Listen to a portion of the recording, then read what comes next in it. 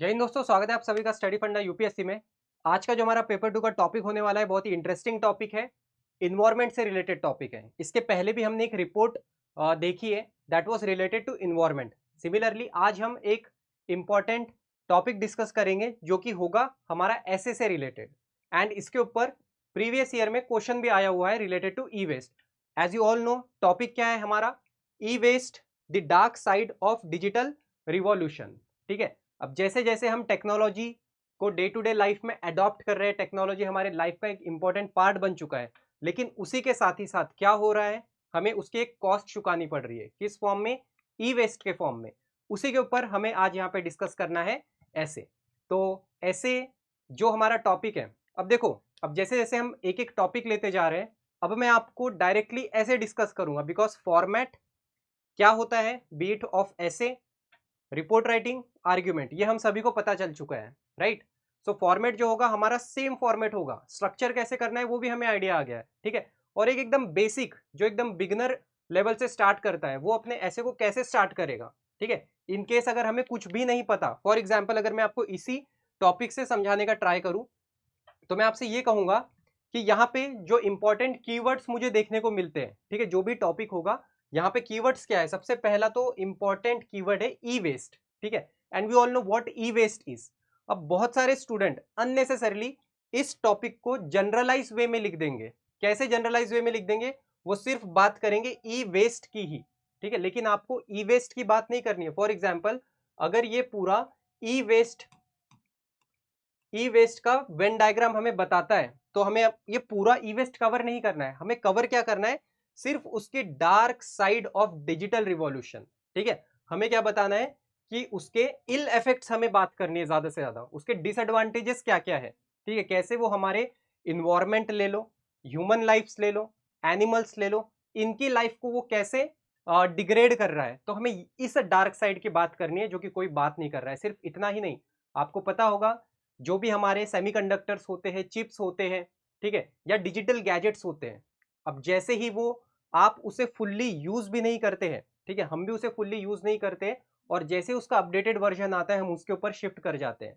अब एक चीज तो ये होती है कि कोई भी चीज खराब हो जाती है तब हम दूसरे के ऊपर शिफ्ट होते हैं, लेकिन अब ये जो इलेक्ट्रॉनिक गैजेट्स होते हैं, खराब तो वो होता नहीं है, पड़ा रहता है, या तो हम उसे फेंक देते हैं, ऐसा नहीं कि हम उसे एक्सचेंज भी करते हैं। बहुत सारी चीज़ों में तो हम उसे एक्सचेंज भी नहीं करते हैं, ठीक है, बिकॉज चलो ठीक है वो एक अलग मैटर हो जाएगा कि उतनी कॉस्ट नहीं मिलती, स्टिल हम क्या करते हैं, नई चीज़ों के ऊपर शिफ्ट हो जाते हैं। तो हमें बात करनी है इस डार्कर साइड के पर्सपेक्टिव से, ठीक है। सो यहाँ पे अगर मैं आपसे कहूँ कि यहाँ पे मुझे इंपॉर्टेंट कीवर्ड्स क्या देखने को मिलते हैं, again so first is e waste, ठीक है। सेकेंड, हमें किसके बारे में बात करनी है, dark side of digital revolution, right. So हमें उसका डार्कर साइड देखना है, उसी के ऊपर हम यहाँ पे बात करेंगे। ऐसे होगा, बहुत ही सिंपल एंड क्लीन रखेंगे। कैसे? पहला पैराग्राफ जो होगा, बिकॉज इट इज ऐसे एंड सिर्फ 300 वर्ड है, एंड आई एक्सपेक्ट कि अगर आप मेरे साथ इतने दिनों से बने हुए हो तो एटलीस्ट आपका एक वो फोबिया निकला होगा कि यार 300 शब्दों का ऐसे लिखना है। नो डाउट 4 ऐसे लिखना है तो टाइम मैनेजमेंट एक हेक्टिक टास्क हो सकता है, ठीक है, वो अभी भी एक चैलेंजिंग टास्क हो सकता है हमारे लिए, टाइम मैनेजमेंट, कि कैसे 4 ऐसे को स्टिपुलेटेड टाइम में 1 घंटा या 1 घंटा 15 मिनट में कैसे कंप्लीट करें, वो एक टास्क हो सकता है। लेकिन 300 वर्ड में लिखना that should not be the challenging task for us. Okay, so हम यहाँ पे सबसे पहले इंट्रोडक्शन में यही बता देंगे कि यार एटलीस्ट ई वेस्ट होता क्या है, ठीक है। सेकेंड में हम बता देंगे कि कैसे वो हमारी लाइफ को डिग्रेड कर रहा है। जब हम बात करते हैं लाइफ की, सिर्फ हमारी ह्यूमन लाइफ ही नहीं, साथ ही साथ एनिमल्स लाइफ हो गया। देन जब बात आती है ह्यूमन एनिमल दोनों की, तो हम दोनों किसके ऊपर डिपेंडेंट है, हमारे इन्वायरमेंट के ऊपर। तो इसका इन्वायरमेंटल लॉस क्या है, आपको अब सोचना है, क्या environment and human and animal life, इसके अलावा क्या जो हमारा ई वेस्ट है वो किसी और को इंपैक्ट कर सकता है क्या, लार्जर एस्पेक्ट पे, ठीक है। सो आपको भी शायद थोड़ा डिफिकल्ट जाएगा बिकॉज ये दोनों में ही सारी चीजें समअप हो जाती है। सो हम बात करेंगे इन दोनों चीजों की ही। सो विल स्टार्ट आवर ऐसे। So this is our topic, e-waste, the dark side of digital revolution. So digital revolution has transformed our lives, no doubt, ठीक है, कम्युनिकेशन से लेके, लॉजिस्टिक से लेके, ट्रांसपोर्टेशन से लेके, ठीक है, हर जगह हम टेक्नोलॉजी का यूज करते हैं, हम इलेक्ट्रॉनिक गैजेट्स का यूज करते हैं, इन सभी चीजों का हम यूज करते हैं। और ये जो है ठीक है, जो टेक्नोलॉजी है हमारे लाइफ का एक इंपॉर्टेंट पार्ट है। आज आप मुझे भी सुन पा रहे हो तो आप किसी ना किसी टेक्नोलॉजिकल डिजिटल इक्विपमेंट्स गैजेट्स के मदद से ही मुझे सुन पा रहे होगे। Okay, so from communication to entertainment electronics have become the part of our life. ठीक है, तो हम क्या करना है, हमें टू द पॉइंट बात करनी है। एक लाइन तो मैंने ये बता दी कि कैसे टेक्नोलॉजी या इलेक्ट्रॉनिक वेस्ट का जो सोर्स है, ठीक है, गैजेट्स टेक्नोलॉजी, वो कैसे हमारी लाइफ का एक इंपॉर्टेंट पार्ट है, लेकिन आज हमें उसकी क्या कॉस्ट देनी पड़ रही है, कैसे हम उसे टॉपिक से कनेक्ट करते हैं। हाउएवर, ठीक है, ये हमने यहाँ पे कनेक्टर यूज किया है। ठीक है, अब ये मत सोचना कि सर कनेक्टर्स क्या होते हैं, ये क्या होते हैं, सिंपली ठीक है क्या करना है, मुझे लिंक करना है ना, तो हम ऐसे इन वर्ड्स का यूज कर सकते हैं। However this progress cast a long shadow in the form of e waste. अब क्या होता है ई वेस्ट, वो देख लेते हैं। E waste refers to discarded electronic devices and its improper disposal poses a significant threat to the environment and human life। तो कैसे, मैंने देखो सिर्फ एक लाइन में ई वेस्ट भी बता दिया, टॉपिक को भी कनेक्ट कर दिया। आप अगर चाहो, ठीक है, क्योंकि मैंने ही आपको कहा था इंट्रोडक्शन क्लास में, जब मैं आपको पूरा ऐसे का फॉर्मेट समझा रहा था, कि आप थोड़े थोड़े फ्लो चार्ट यूज कर सकते हो, ठीक है, ट्री डायग्राम्स यूज कर सकते हो, है ना। तो अगर यहाँ पे अगर आपको ट्री डायग्राम या फ्लो चार्ट यूज करना हो तो मैं किस तरीके से करूंगा, ठीक है, इसके नीचे मैं इस तरीके से बना सकता हूं, एक छोटा सा मैंने बॉक्स बना दिया, ई वेस्ट। अब ये ई वेस्ट कहां कहां से आ सकता है, ई वेस्ट आ सकता है हमारा, सबसे पहले तो हो गया, सिंपली लिख दो टीवी लिख सकते हैं यहाँ पे, वॉशिंग मशीन लिख सकते हो, या तो सिंपली आप यहाँ पे लिख दो डोमेस्टिक अप्लायंसेस लिख सकते हो, या तो यहाँ पे लिख दो मोटा मोटा किचन अप्लायंसेस या होम अप्लायंसेस। और क्या लिख सकते हो, और कहां से आ सकता है ई वेस्ट, जो हमारे डे टू डे लाइफ के वेरिएबल्स होते हैं। ठीक है, यहाँ पे आप लिख सकते हो स्मार्ट वॉचेस, या सिंपली वेरिएबल्स लिख सकते हो, ठीक है, वेरिएबल्स। और क्या लिख सकते हैं हम यहाँ पे, मोबाइल फोन्स लिख सकते हैं, ठीक है, मोबाइल फोन्स। आप लैपटॉप लिख सकते हो, ठीक है। देन फाइनली मेडिकल इक्विपमेंट्स लिख सकते हो, ठीक है। तो यही होता है हमारा, ठीक है, जब हम बात करते हैं ना फ्लो चार्ट ट्री डायग्राम की, तो ऐसा नहीं कि आपको कोई बहुत बड़ा ऐसा पूरा लिंकिंग चार्ट्स लिखने हैं, वो नहीं होता है यार। डायग्राम का मतलब यही होता है, सिंपल सा, ठीक है। और ये मैं आपको मेरे एक्सपीरियंस से भी बता रहा हूँ, राइट। तो ये इस तरीके का बना दिया, अगर आप चाहो तो। अब यही चीज को अगर आप चाहो तो यहाँ पे 3 लाइन भी दे सकते हो, डेडिकेट कर सकते हो, कि e waste for example computer appliances, TV, washing machines, ठीक है, चिप्स हो गया, सेमीकंडक्टर चिप्स हो गया, ये सारी चीज आप यहाँ पे लाइन के फॉर्मेट में भी लिख सकते हो, या तो यहाँ पे इस तरीके से भी मेंशन कर सकते हो। सो that is the basic introduction, ये छोटा सा इंट्रोडक्शन था। नेक्स्ट हम डायरेक्टली आ जाएंगे हमारे मेन टॉपिक पे, हमें किसके किसके अराउंड बात करनी है, darker side of digital revolutions. Okay, so e waste poses a severe threat to the environment. ठीक है, एक तो हो गया इन्वायरमेंट, दूसरा हो गया ह्यूमन लाइफ्स या लाइफ्स, उसको कैसे इंपैक्ट करता है। तो पहले हम इन्वायरमेंट को कवर करेंगे। E waste poses a serious threat to the environment, कैसे, ड्यू टू हजार्डस मटेरियल। ठीक है, इसके अंदर जो भी हजार्डस मटेरियल होते हैं, जैसे कि क्या क्या होता है, electronic device often contains toxic substances such as lead, mercury, cadmium, brominated flame, retardants. Then इसी का अगर इम्प्रॉपर डिस्पोजल होता है, ठीक है, प्रॉपर हम इसे डिस्पोज नहीं करते, अगर आज हम बात करते हैं दूसरे कंट्रीज से, ठीक है, फॉर एग्जांपल अगर मैं जर्मनी से कंपेयर करूंगा इंडिया को, तो हमारा जो वेस्ट डिस्पोजल मैनेजमेंट है, ठीक है, जो रिसाइकलिंग सिस्टम है, वो उतना इफेक्टिव नहीं है, उतना स्पेशलाइज्ड नहीं है। ठीक है, आज अगर हम कचरे की भी बात करते हैं, तो हमें इतना तो पता चल गया, एटलीस्ट आज हमारी सोसाइटी में इतनी अवेयरनेस है कि एक गीला कचरा होता है, एक सूखा कचरा होता है, और एक बायोमेडिकल वेस्ट होता है। तो आपने 3 तरीके की डस्टबिन देखी होगी, रेड, ब्लैक और yellow, as well as green. ठीक है, लेकिन आप अगर कुछ डेवलप्ड कंट्रीज की तरफ देखते हो, जर्मनी जिसका बेस्ट एग्जांपल है, वहां पे इनफैक्ट हर एक चीज के लिए, ठीक है, प्रॉपर वहां पे इतना अवेयरनेस फैल चुका है कि वहां पे इलेक्ट्रॉनिक जो भी वेस्ट निकलता है, उसके लिए भी एक स्पेशलाइज्ड उन्होंने डस्टबिन या सिस्टम का क्रिएशन किया है। ओके, सो हमें वो चीज की कमी है। तो जैसे कि इम्प्रॉपर डिस्पोजल और recycling of e waste can lead to, ठीक है, क्या क्या हो सकता है, इसका क्या क्या इफेक्ट पड़ सकता है, release of harmful chemicals into the soil, water, air, causing serious environmental pollution. The contamination of ecosystem and groundwater will have long lasting effect on the health of both human and wild life. Eight the end यही जो toxic minerals होते हैं, ये हमारे soil में Leach away होते हैं, हमारा ग्राउंड वाटर कंटेमिनेट हो सकता है, एंड एट द एंड यही ग्राउंड वाटर को हम क्या करते हैं, पंप आउट करते हैं, हम यूज करते हैं डे टू डे लाइफ में, ठीक है, एग्रीकल्चरल पर्पस के लिए यूज करते हैं, ठीक है। तो इसका जो एट द एंड ये सारा एक दूसरी चीजों से कनेक्टेड है। एग्रीकल्चर इंपैक्ट होगा, ठीक है, कल को चल के हम अगर कुछ टॉक्सिक एलिमेंट्स ओशन में डिग्रेड करते हैं तो वहां पे वो फिश खाएगी, फिश को ही हम फिशिंग करके लेके आते हैं, एंड एट द एंड वो ह्यूमंस तक पहुंचता है, राइट। तो आप चाहो तो एक चेन सिस्टम भी क्रिएट कर सकते हो अपनी क्रिएटिविटी के हिसाब से, आप चाहो तो वो भी यहाँ पे लिंक करके बता सकते हो।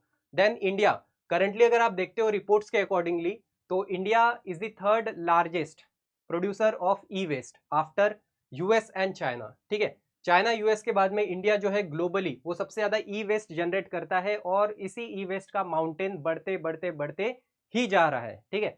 एग्जाम्पल, आप दिल्ली में आते हो, दिल्ली में आपको बहुत सारे क्या कहते हैं उसे, माउंटेन्स देखने को मिलेंगे कचरों के, ठीक है। अब हम उसे प्रॉपर ई वेस्ट नहीं कहेंगे, ठीक है, क्योंकि उसमें बाकी सारे कचरा भी आ जाता है, okay.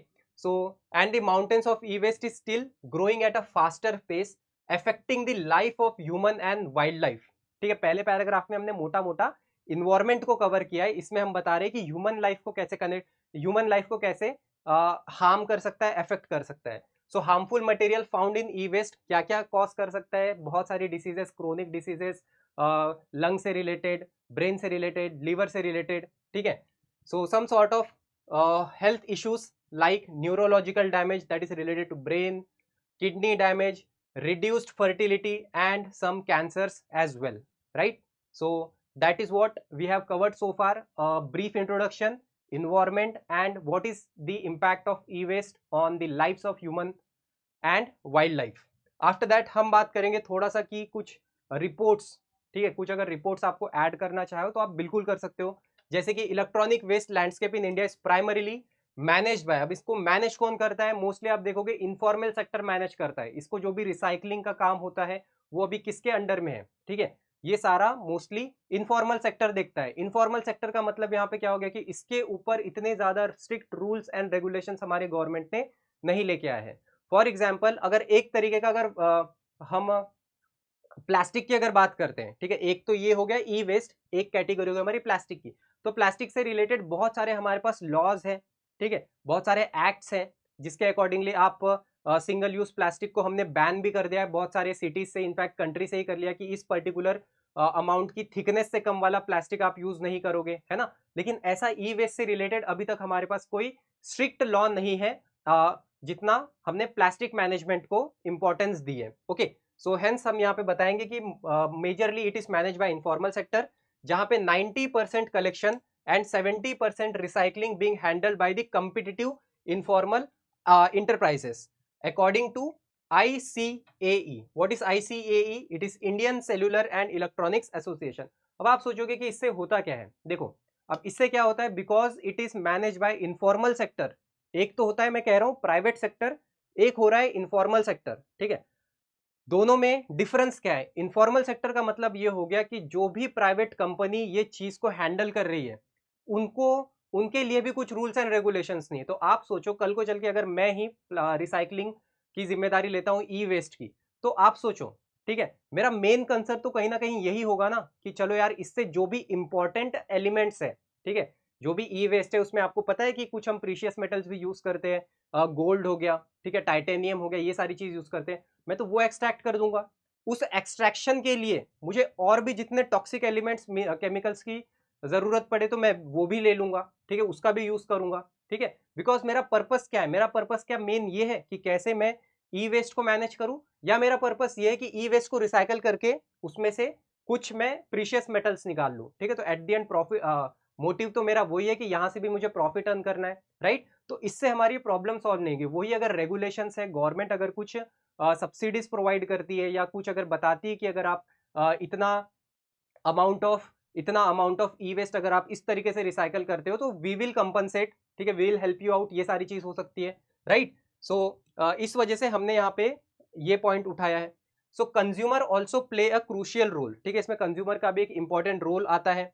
So extending the life span of device by repairing और refurbishing them can significantly reduce e waste, additionally responsible disposal through designated e waste collection point is essential. अब एक पॉइंट तो हमने ये बता दिया, क्या बताया कि इनफॉर्मल सेक्टर पूरा प्रॉपरली इनफॉर्मल सेक्टर ही ये चीज मैनेज कर रही है। दूसरी चीज एक हमने इंस्टीट्यूशनल लेवल पे बता दिया, लार्जर मास पे बता दिया। सेकेंड चीज हम क्या बता रहे हैं कंज्यूमर लेवल पे, कि कंज्यूमर लेवल पे ये तो कंज्यूमर लेवल पे हमारी भी जिम्मेदारी बनती है, ठीक है। हमारी क्या जिम्मेदारी बनती है कि चीजों को अपग्रेड करने से पहले या जो चीज मैं एग्जिस्टिंग यूज कर रहा हूं उसे डिस्कार्ड करने से पहले आई विल इंश्योर क्या वो रिपेयर हो सकती है, क्या वो रिसाइकलेबल है, या अगला जो मैं प्रोडक्ट खरीदने वाला हूं, ठीक है, क्या वो रिसाइकलेबल है। इनफैक्ट आप कभी कुछ भी इलेक्ट्रॉनिक्स गैजेट खरीदने जाओ, ठीक है, तो हमें ये चीज भी देखने को मिलती है कि उसका कि 30% ऑफ दिस पर्टिकुलर प्रोडक्ट ये रिसाइकल्ड प्लास्टिक से बनाया हुआ है, या हमने उस प्लास्टिक से बनाया हुआ है जो कि ओशन से कलेक्ट हुआ है ना। तो ये छोटी छोटी चीजें क्या करती है, एटलीस्ट नया चीज क्रिएट होने से बचाती है, नया वेस्ट क्रिएट होने से बचाती है। ओके, तो ये हम कंज्यूमर लेवल पे ये हमारी रिस्पॉन्सिबिलिटी बनती है। At the end how we will conclude, so the digital revolution has undoubtedly transformed our world, bringing about unprecedented connectivity and convenience, no doubt, ठीक है, इसमें तो कोई डाउट ही नहीं है कि डिजिटल रिवॉल्यूशन ने हमारी लाइफ को बहुत ही कन्वीनियंट कर दिया है, बहुत ईज कर दिया है, ठीक है। But at the same time हमें यही जो भी टेक्नोलॉजी है इसको हमें अगर लॉन्गर कोर्स पे अगर यूज करना है, ठीक है, तो हमें अपनाना पड़ेगा सस्टेनेबिलिटी की राह। कैसे? To ensure a sustainable and responsible digital future it is imperative that stakeholders, ठीक है, स्टेक होल्डर्स जैसे कि सारे मैन्युफैक्चरिंग, नॉट जस्ट कंज्यूमर, हमने तो करना ही चाहिए, जो प्राइवेट प्लेयर्स है उन्होंने भी आना चाहिए, स्टेक होल्डर्स जो भी इन चीजों में इन्वॉल्व है, मैन्युफैक्चरर से लेके प्रोड्यूसर से लेके, ठीक है, in fact government and consumer collaborate to address the e waste crisis. Only through concerted effort we can harness the benefit of technology while mitigating its detrimental impact on our planet and its inhabitants। ठीक है, तो इस तरीके से हमारे 300 word का ये ऐसे हमने सम अप किया है। ठीक है, क्या चीजों को बहुत ज्यादा कॉम्प्लेक्स करनी है क्या? बिल्कुल नहीं, ठीक है, कॉम्प्लेक्स नहीं करना है। A very short introduction of रफली 50 to 60 word. After that will strictly come to the topic, जो हमारा टॉपिक है, बिकॉज वो बात कर रहा है कि हमें ई वेस्ट के डार्कर साइड को बताना है, तो हमने उसे कनेक्ट कर दिया कि एक तो हमारा हो गया इन्वायरमेंट, एक हो गया हमारी ह्यूमन एंड वाइल्ड लाइफ्स, ठीक है, ह्यूमन एंड वाइल्ड लाइफ्स, इनके बारे में बता दिया। देन कैसे, क्यों ये चैलेंजिंग है, क्यों इंपॉर्टेंट है, बिकॉज लॉन्ग रन में अगर हमें यूज करना है तो हमें फॉर श्योर इसका डार्कर साइड को मिटिगेट करने की भी बात करनी चाहिए, तो वही हमने यहाँ पे बात की। And finally we will do a simple and crisp conclusion. ठीक है, अब अगर आप चाहो तो थोड़ी सी और रिसर्च करके, ठीक है, मैंने तो यहाँ पे बहुत ही सिंपल से फैक्ट्स यूज किए, सिंपल से डेटा यूज किए। ठीक है, कौन से डेटा यूज किया है मैंने? डेटा नंबर 1 कि इंडिया जो है वो 3rd लार्जेस्ट कंट्री है ग्लोबली जो कि ई वेस्ट प्रोड्यूस करता है। सेकेंड मैंने क्या बताया कि 90%, ठीक है, जो भी रिसाइकलिंग है कौन ऑपरेट कर रहा है? इनफॉर्मल सेक्टर ऑपरेट कर रहा है। तो मैंने दो सिंपल सी चीज बताई है। अब ऐसा नहीं, बहुत सारी और भी चीजें हैं, और भी कैसे चीजें, आप यहाँ पे कुछ गवर्नमेंट की इनिशिएटिव्स बिल्कुल लिख सकते हो अगर आपको पता है तो। ठीक है, अननेसेसरली अगर सोचने पे टाइम दोगे तो आप कहीं ना कहीं टाइम मैनेजमेंट में फेल हो जाओगे। ठीक है, एग्जाम बहुत ज्यादा क्लोजर है, तो अभी आपको अपनी पेस बढ़ानी है और एक अच्छा बेसिक सिंपल स्ट्रक्चर्ड ऐसे के ऊपर आपको ध्यान देना है। ठीक है, सो that is all in this class. हाँ, और एक चीज मुझे याद आई है, आप एक यहाँ पे इंपॉर्टेंट कंसर्न ये भी उठा सकते हो। कौन सा? कि जो भी लार्जेस्ट डेवलप्ड कंट्री है, जो भी डेवलप्ड कंट्री है, एंड हमें पता है कि डेवलप्ड कंट्री है, they are the largest producer of e waste, वो ई वेस्ट ज्यादा प्रोड्यूस करते हैं। एट द एंड यही डेवलप्ड कंट्री ई वेस्ट कहाँ पे डंप करते हैं? डेवलपिंग कंट्रीज में डंप करते हैं, है ना। तो इंजॉय कोई और कर रहा है लेकिन उसकी सजा कोई और भुगत रहा है। तो आप एक छोटा सा ये आयरनी भी यूज कर सकते हो। इस तरीके कुछ भी चीजें यूज करो एंड ट्राई करो कि आप अपने शब्दों में उसे अपने ऐसे में उतार सको। So that is all in this essay. कल ऐसे ही मैं आपको एक इंपॉर्टेंट टॉपिक दूंगा that was related to current affair, जिसके ऊपर आई एम श्योर कि आप कंसिस्टेंटली लिख रहे हो। सो that is all in this class. Have a good day. जय हिंद।